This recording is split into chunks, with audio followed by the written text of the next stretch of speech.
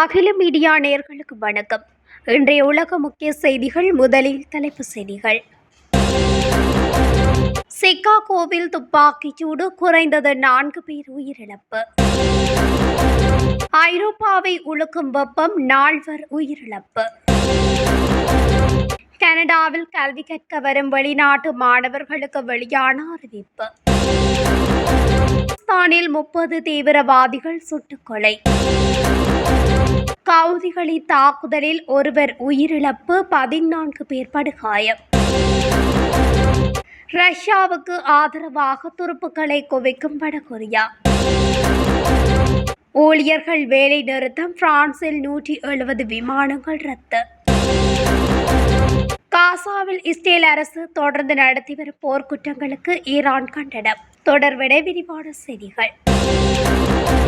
சிகாகோவில் நேற்று இடம்பெற்ற துப்பாக்கி தாக்குதலில் குறைந்தது 4 பேர் கொல்லப்பட்டதுடன் 14 பேர் வரை காயமடைந்துள்ளனர்.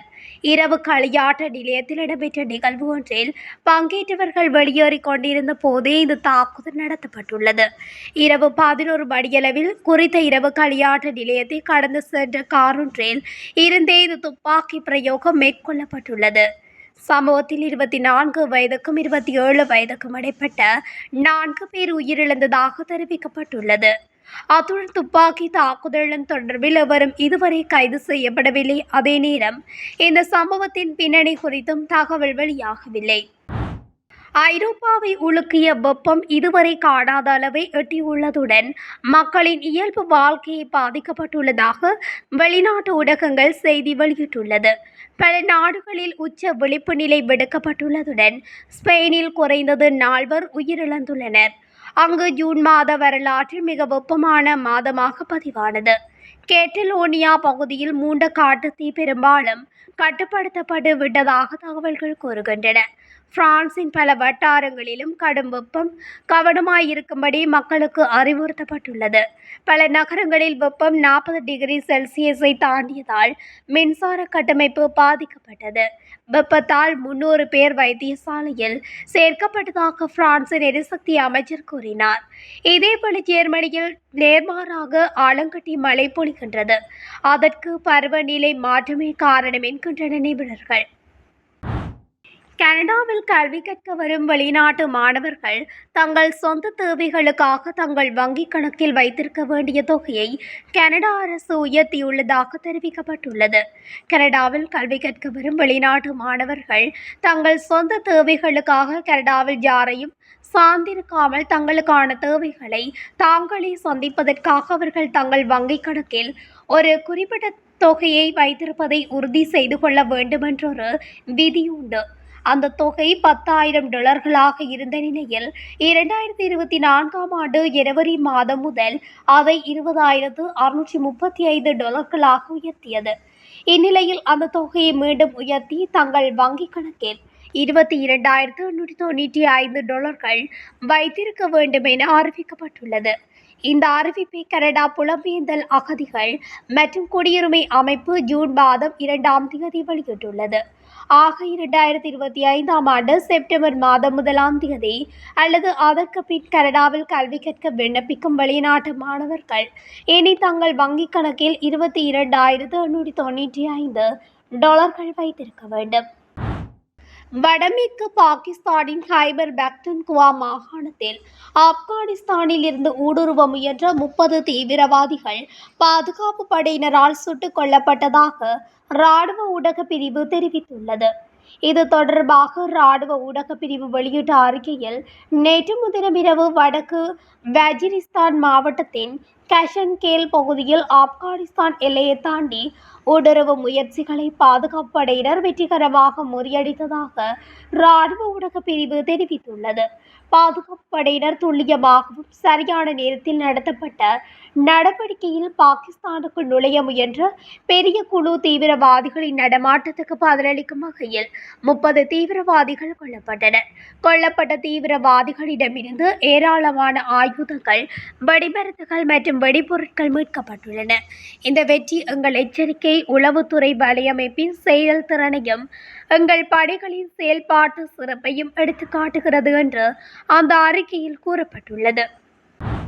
ஏமன் நாட்டின் தைஸ் மாகாணத்தில் உள்ள எரிபொருள் கிடங்குகளின் மீதான கவுதிகளின் ட்ரோன் தாக்குதலில் ஒருவர் கொல்லப்பட்டதுடன் 14 பேர் படுகாயமடைந்துள்ளனர்.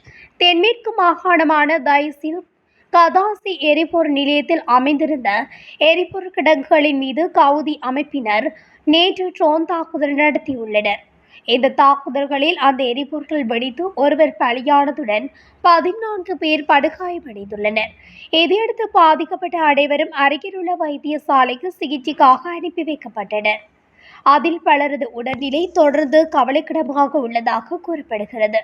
இந்த சம்பவத்தை தொடர்ந்து அங்கு ஏமனின் அரசு படைகளுக்கும் கவுதி படைக்கும் இடையில் கடுமையான மோதல்கள் வெடித்துள்ளன.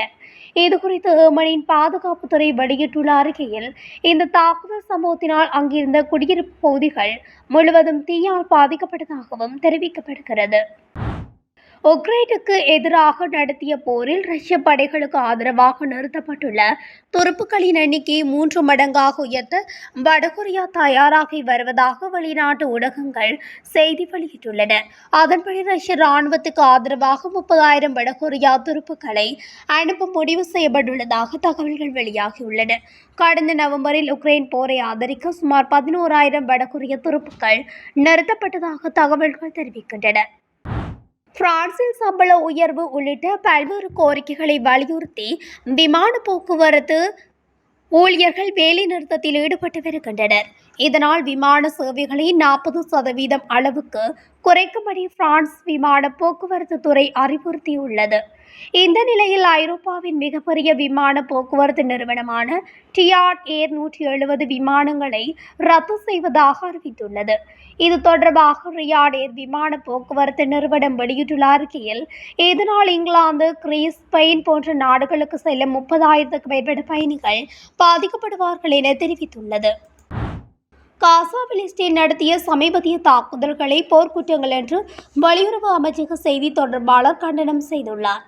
வன்முறை ஏற்படுத்தியதற்காக அமெரிக்காவையும் அதன் நட்பு நாடுகளையும் குற்றம் சாட்டினார் மற்றும் பாலஸ்தீனியர்களை பாதுகாக்க சர்வதேச நடவடிக்கைக்கு அழைப்பு விடுத்தார்.